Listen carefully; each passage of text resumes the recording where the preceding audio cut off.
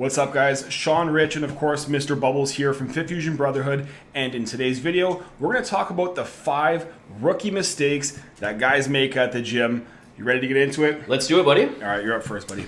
Very first one I have, guys. So I do see a lot of exercise every single week, many times. The very first one I see the most is sacrificing form for heavy weights. Do you have that one yourself? I don't, but I agree. So explain why that's such a mistake. Okay, so I always say, guys, I like to really dial in. Bub's gonna relax here, bud.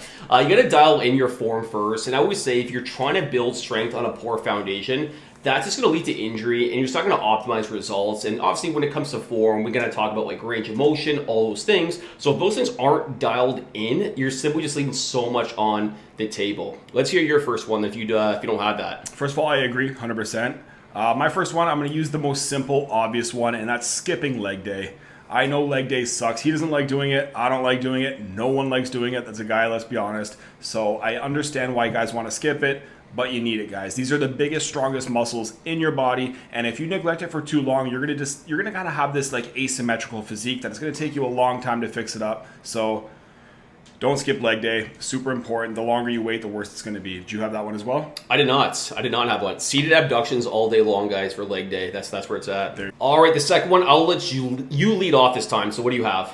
So this one I have guys chasing isolation exercises only. So this is for the guys, and I get it, guys. You want to build those big biceps, you want the triceps, you want the shoulders. So all you do, bicep curls, tricep push downs, maybe some calf raises, and you neglect to build your foundation from these big compound movements. You're obsessing with these isolation movements. Not to say that there's not a place for them. They should be at the end of your workout, if at all, but you should build that foundation first. Not only are you not going to get the results that you want, but you're probably going to lead to some overuse injuries. And I see a lot of guys making this mistake. It's something that I would probably steer away from until you get more advanced. Did you have that one? I did not. So we're 0 for 2. Bicep curls are a compound movement, right? No, what I have, guys, is essentially too much volume. And I see this all the time. A lot of guys, when they're doing their workouts, they're trying to chase like optimal results, and we think more is better. But volume, when I say volume, by the way, it's like more sets, more reps, more weight, essentially.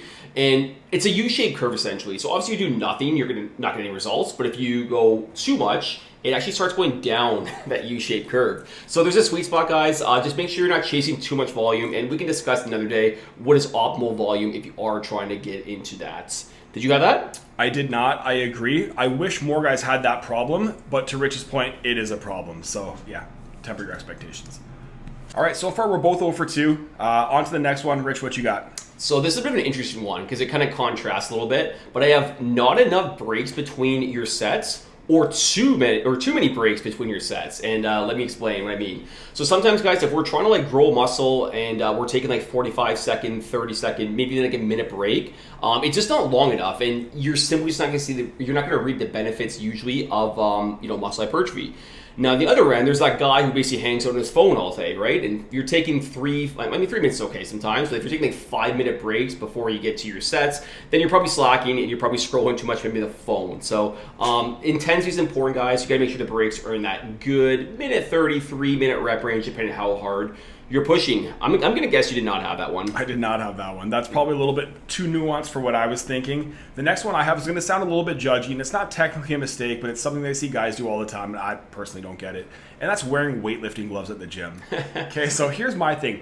I understand when you first start lifting weights, it hurts your hands, it's uncomfortable, but having those calluses, not only is it a badge of honor to work out, but it's going to make it so much easier to lift heavy weights without pain. If you're using gloves all the time, you're just kind of punting down that problem down the future, and you don't really get it to actually fix. You're going to have the same problem where you're not going to build up the calluses, your hands are still going to hurt, and personally, no judgment, but it's not a great look. So I'm guessing you did not have that one on your list. I did not. So I did not even consider that. Not a big glove guy, eh? Do you agree or disagree? I disagree. Honestly, don't get me wrong. Like to your point, it's good to have that mental toughness with a glove, but like to me, I wouldn't say that's a mistake, and I guess the theme is a mistake in the title. So I'm gonna respectfully disagree with you, buddy. All right, the fourth one, guys. We're 0 for 3 so far. So what is the fourth mistake that you see guys doing at the gym? I have a feeling we're going to go 0 for 5 here, by the way. We're going to go machines only. I love machines. I think there's a time and a place for machines, but I also think that at some point you have to get to the point where you're comfortable using free weights. So barbells and dumbbells. If you're only using machines, I think you're restricted. You're missing out on a lot of the benefits that you would get from weightlifting. Now, don't get me wrong. There are tons of machines that I would absolutely advocate including into your routine. But if that's all you're doing, I think it's a very limited workout routine. I'm guessing that's not in your routine? I do not have it, but I agree with you to a certain extent. And I do think machines can be appropriate at times. Like if you get an injury or something, machines are typically a little bit more safe. But yeah, Sean's point, if you're injury free and you're just doing machines, I think you are missing out on the benefits. But the fourth one I have, guys, and I'm guessing Sean doesn't have this one either, it's not controlling the eccentric, so the lengthening portion. So what I mean by that is, like in a bicep curl, right? If we're gonna curl up and we're just like throwing the weight back down, you're missing out on so many gains because we're about 30% stronger on the eccentrics. And if we're just not maximizing that, it just goes to so much wasted potential. And I see this all the time when I'm reviewing form checks. The eccentric, Bubs, relax there, bud. Let me start over, guys. When I see guys not controlling the eccentrics, it's just very common. And you just want to make sure you are prioritizing that because that's where the gains are. I'm guessing you didn't have that? I did not. Rich is getting very into the weeds here. I did not include that. So yeah, that's 4 down. We got 1 left to go. All right, so we're 0 for 4 so far. We're on to the last one. If there's one that we might agree on, this might be the one, but I have a feeling Rich is going to be a little bit more in the weeds than I am. So what do you got for your last one? You better have this one. Last one I have is not having progressive overload. Do you have that? I do not. I agree, but I don't have it. Definitely the biggest mistake, guys. Like if you're doing the same weights and the same exercises, the same tempo over and over again, and you're not progressing on that, you're simply just not going to see results. So I think we're all guilty of that to a certain extent, where we go to the gym, we're comfortable with the exercise we do, we're comfortable with the weight we do, and we maybe forget to progress it. But if you guys aren't having progressive overload in your training, you're simply not going to see the results, and that's such a common mistake I see for a lot of guys.